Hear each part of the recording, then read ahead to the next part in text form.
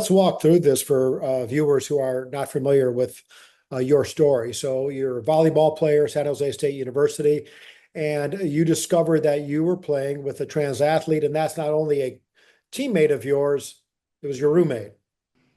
My coaches basically let me know that there were two open rooms in two different volleyball houses and just thought that I would fit in better with these group of girls that I ended up living with.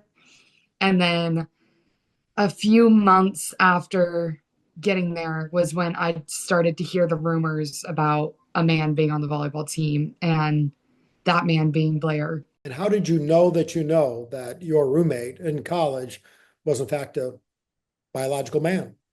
So there was one time where I Blair's backpack was open and I'd seen some like it was almost like a gauze kit and it was just labeled like tuck kit on it.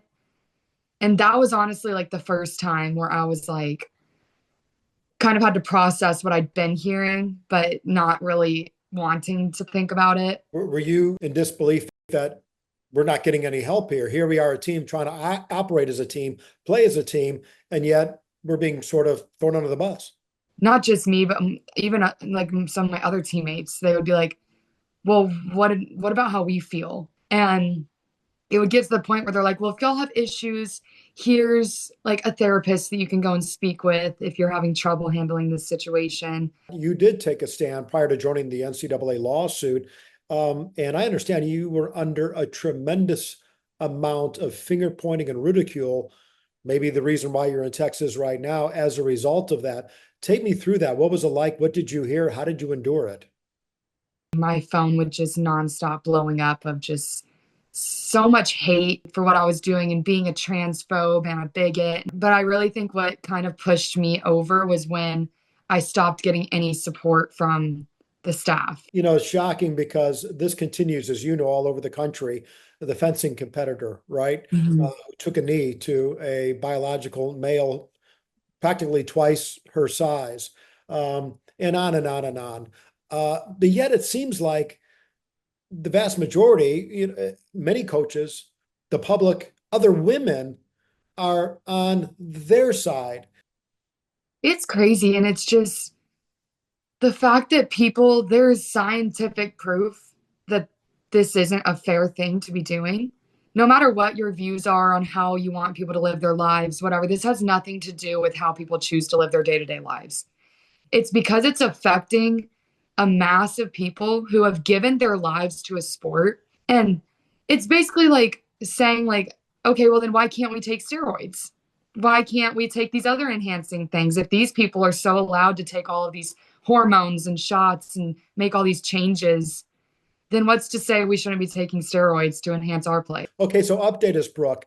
You've joined Riley Gaines's lawsuit against the NCAA, but also working to pass legislation there in your home state of Texas. What's going on with that?